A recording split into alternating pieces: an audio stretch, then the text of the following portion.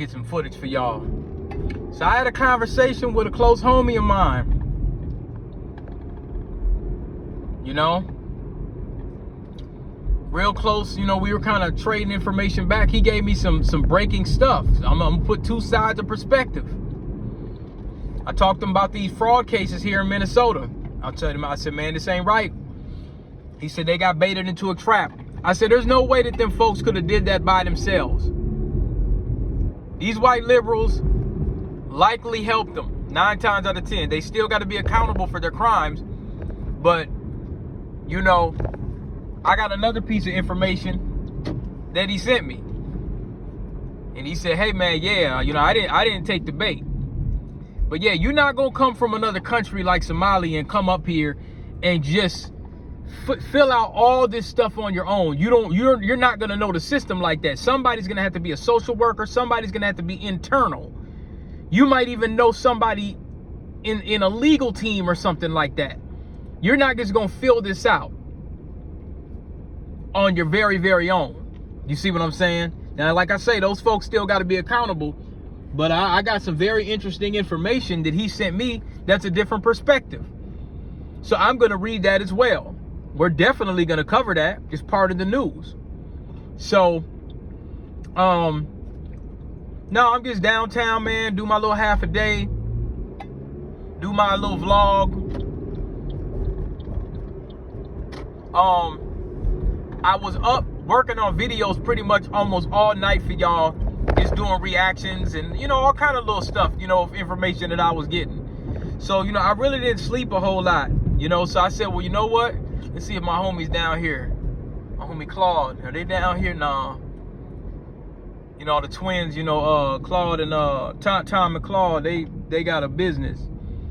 I ain't went to their food truck yet. I'm just looking at them little food trucks. Downtown Minneapolis is a beautiful place, man. You know, as much as critique I have about certain things in the city, man, I still love my town, man. You know, so don't take a blind eye on that. You know, it just needs to be some serious straightening. Just like any damn city, the whole damn country needs some straightening. You know, but like I was telling you, I'm going to expand my channel to some different things. You know, like I say, anything that touches this damn phone or internet is going to get reviewed or analyzed. That's tech. Anything that touches this camera. So, what I thought was very interesting is how silent everyone is at work about, you know, the unaliving of Charlie.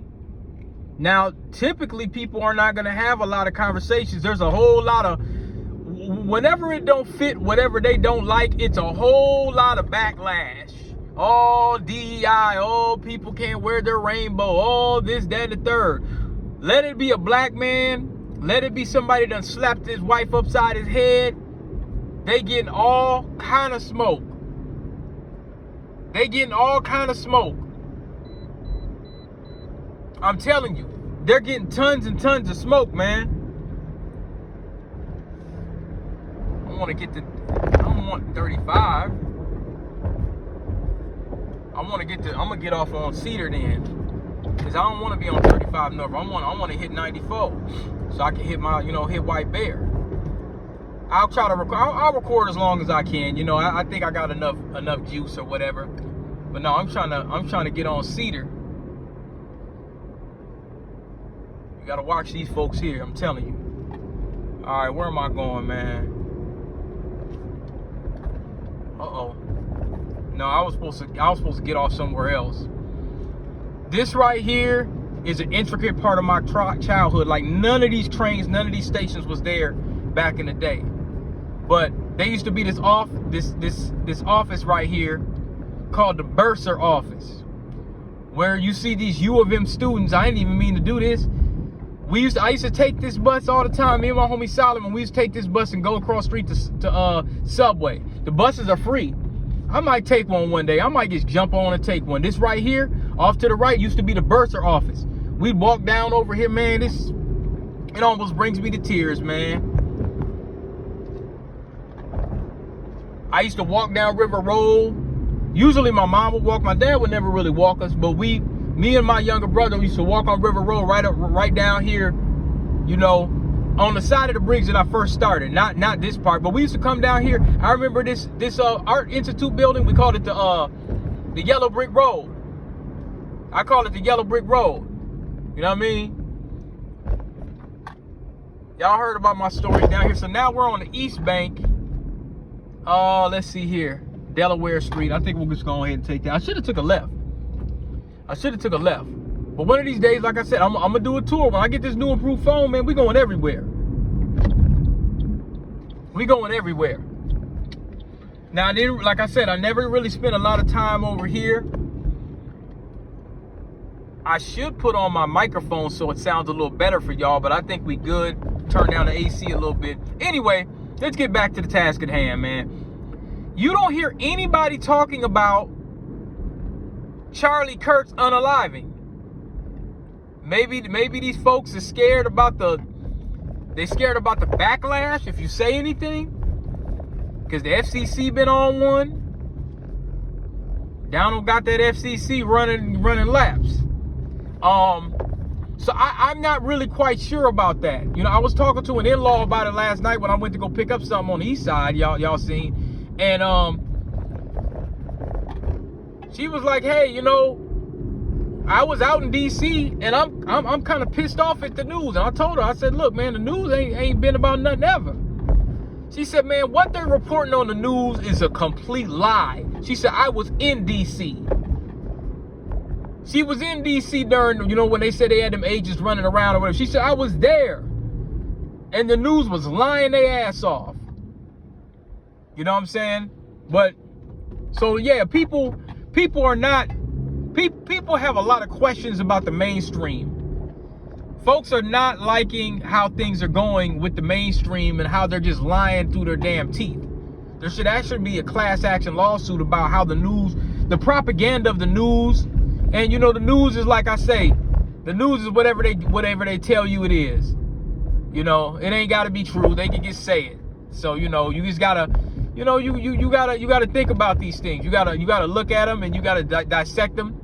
You need a media that's able to dissect what you're seeing as opposed to what you think you're seeing. And you need to be able to make a critical judgment, critical analysis. But these folks, I'm telling you, they wasn't saying nothing. And I noticed whenever it's a black football player or something of that sort, when it's a black football player, man, they always got something to say about him being a scumbag and all that. And I noticed that. I noticed that in the work environment, that's been a thing. I've noticed that's been a normality.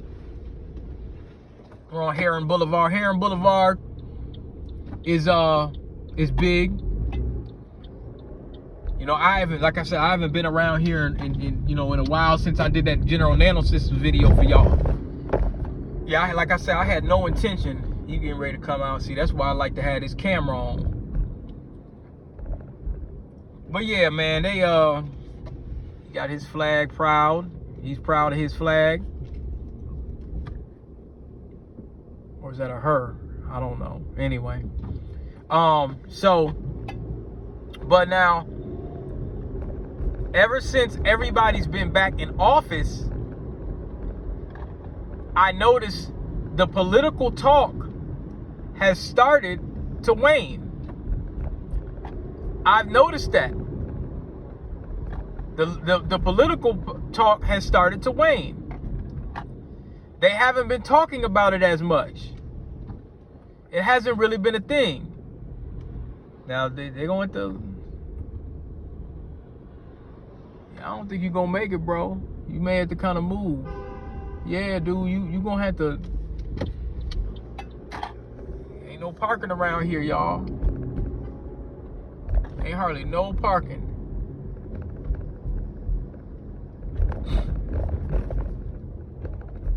I'm telling you, getting on university is no joke.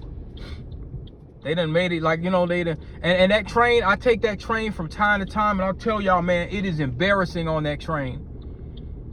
It is lightweight embarrassing on that train, man, the way I see Negroes acting, man. I'm so damn embarrassed, man. Like, It's so many lame Negroes on that damn train, man. It's so many of them. It's so damn embarrassing, bro. Like, it was, the train's always been a little rough. You know, but now, man, it's just, the St. Paul train is like the worst. Like, they just got, it's the new downtown. Remember when folks just be hanging out, and there ain't no money downtown St. Paul like that. So folks is probably just hustling and lingering and loitering, you know. And but yeah, so it's now so many people that's coming back to office that the office environment, there's not a whole lot of room for people to just sit there, and then, you know, they got a lot of stuff they got to do. So, and on a Friday, I mean, it was busy as hell. I mean, it was very busy on a Friday.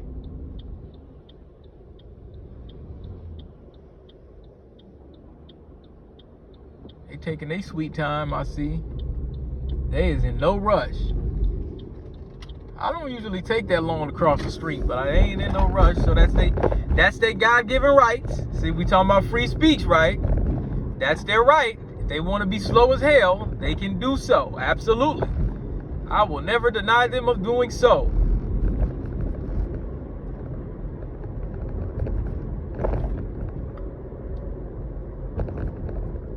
Yeah, when I be on that train, I tried it in the morning and they packed in, them students, they packed in so heavy, I was kind of like, oh man, are y'all gonna keep piling in and they squeezing all against me and backpacks is hitting me and all this? And I said, okay, this is that hustle and bustle. You know, I gotta give it to some of the, you know, some of the younger people. A lot of people like to give the young folks a hard time. And the thing is we were once young ourselves. I'm still young. I'm not like a young man, but I'm not old. But shit, if you 14, you probably think I'm old. But man, I gotta give it to the I think they call it Gen Z or whatever the case may be. Like I say, my generation, we were the technology generation. We 80s babies, so we're old enough to remember Run DMC and Michael Jackson Thriller and Michael Jackson Bad, but we're old enough to remember that. And we're old enough to remember OJ, but we're young enough to remember when Chief Keef came out. So that's why I don't really try to, you know, they always try to say, and they used to say it was us too, 80s babies. But to be quite honest, as I giving y'all the information, and as very many baby boomers have told me personally, they the ones that mess shit up. So I don't really try to get on the young people because, you know, so much. When it comes to, because see, when I see these students, when they're going to the U of M, man, they taking out loans and all kind of stuff, man. They ain't really got nothing coming for them in this world.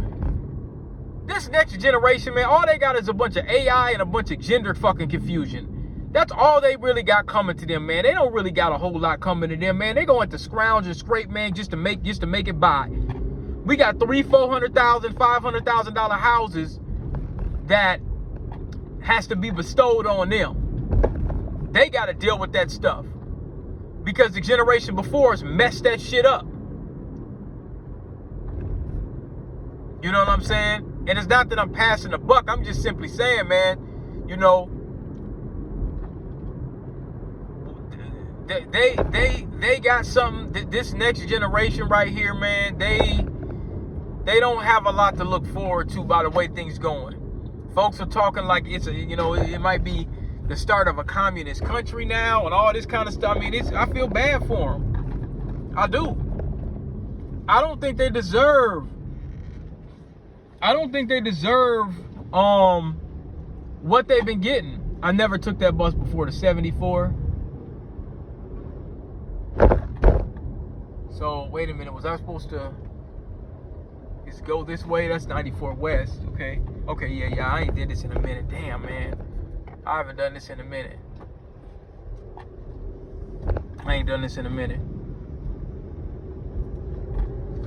Yeah, they don't have a lot coming to them.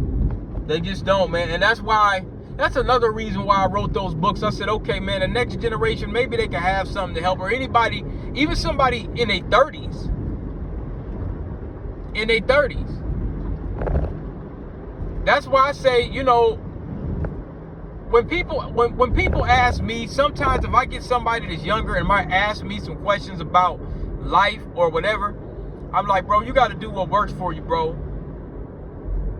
You know what I'm saying? You gotta do what works, and you gotta really make it work, man. In this society we living in, the things, you know, you have a psychological war, you got a white supremacist war, you got a spiritual war going on. I mean, you really gotta there's a financial war. Politics is warfare. It's a lot. And they done took $10 out the damn DoorDash. I don't even use that shit. Damn. That was gonna be my hoagie. Oh well. Yeah, I don't even use it. That DoorDash thing don't even really save you no money like that. I should cancel that shit. I don't use it. I be looking up now, that $10 be gone. That's gas money. But yeah, man, you gotta do what works. Pick up some tech skills, pick up a trade. You know, they ask about, you know, sometimes I might get some guys that might be like, well, man, you know, what's the climate looking like? I'm like, man, it's looking rough everywhere. Sometimes I might get questions. Some guys, hey man, how'd you do this? How'd you do that? Or whatever the case may be. You know, they might have relationship questions or, you know, stuff like that. I'm like, look, man, you're a young brother. I'm speaking to the young brothers. You're the leadership class. You're gonna be the leaders in the homes. Go ahead and save you up 100. Go ahead and save you up 100. You ask, okay, what can I do? What's the best? Save you up 100. It's gonna be hard in this economy. Save you 100. All your options start there.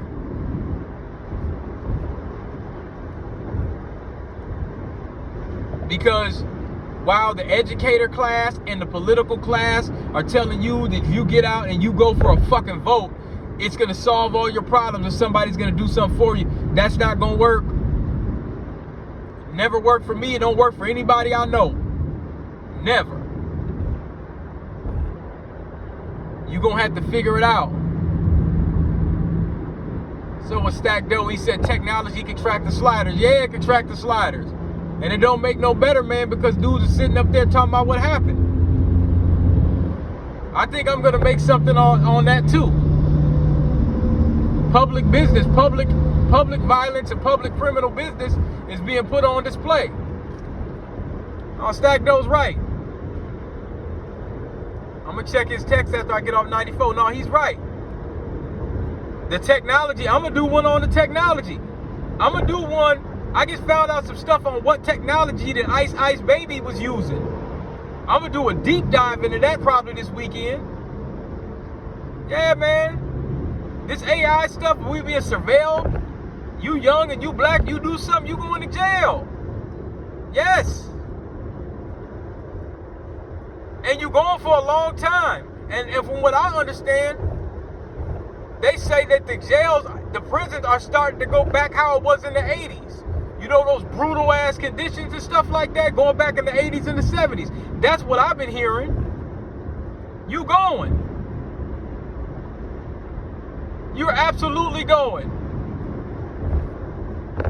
And that's not where we need to be. That's not where we need to be as a people. That's not where we need to be as a country. That's not where we need to be as a global capacity. You know, a lot of times people will say, well, the powers that be and the conspiracy, you know, Illuminati, whatever. Okay, fine. But now, we could Bilderberg our way into pointing whatever finger and whoever's in control. But see, as they say, we the people, we gonna have to figure that out. The wealthy people that tell us, oh, if you don't vote, blah, blah, or whatever, or, you know, they tell us what to do. But the reality is this. We're not gonna be okay. They are. I was just watching a movie, and y'all need to check this out. It's a series on Hulu. All right? And it's called, let me see, can I get over? No, I ain't even gonna try it. I don't even wanna mess around.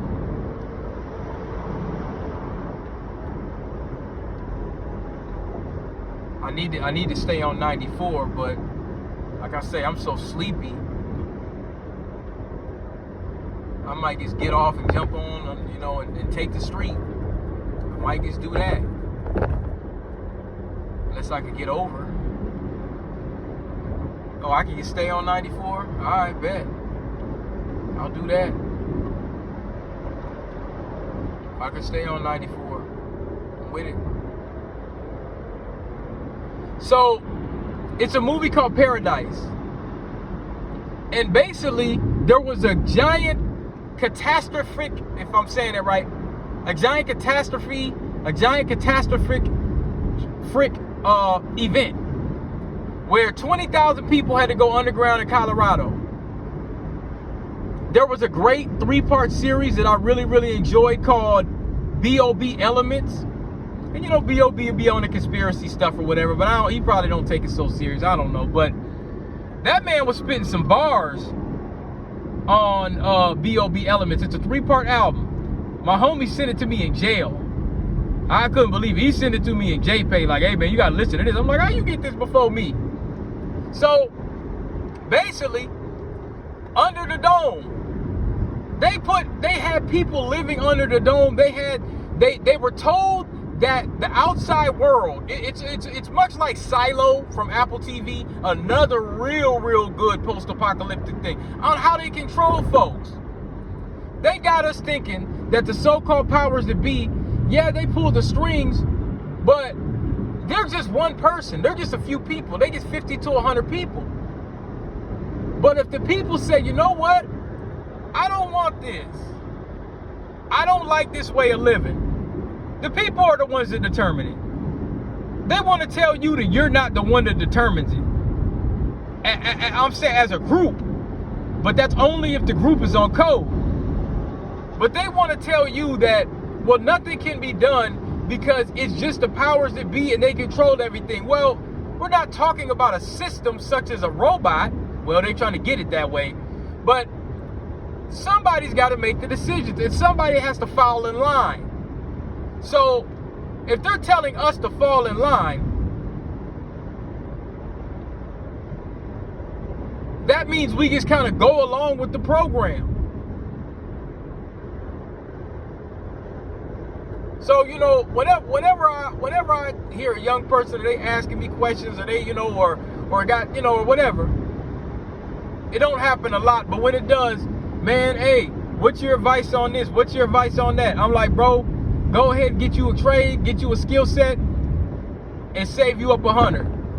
Start there. That's the best advice I could give. Think about, start thinking. Just think about it. Think about trying to grow your own food. Get you some resources. You start there. That's where we're at right now.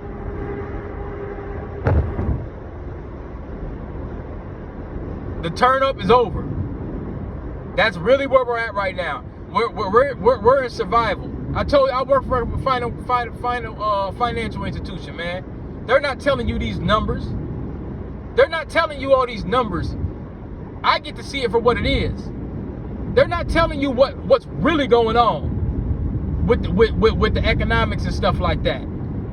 It looks good because, can I get off right here? Okay. All right, here we go. Y'all should have been over here, but yeah, they're not telling you what's really going on. They're not going to tell you what's really going on. Furthermore, I don't think they're supposed to.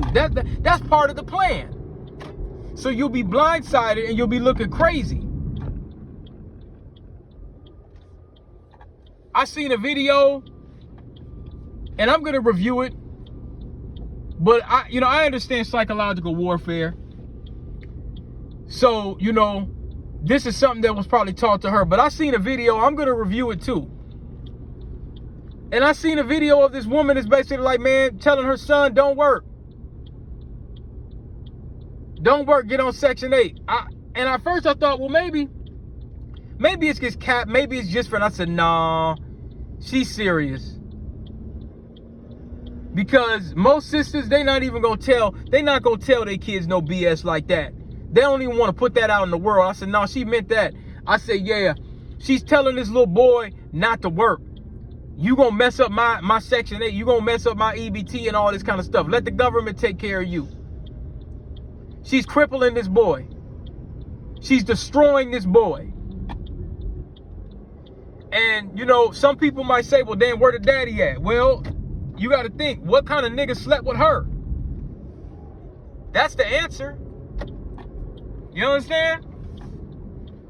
What kind of person got in bed with her? Somebody just like her. And now this little young boy, I mean, you know where he's going. If he don't get away from his mama, you know he going to prison. It's inevitable, because he don't got the tools to. He does not have the tools to be able to work and do what he needs to do. I'm gonna post that in a minute.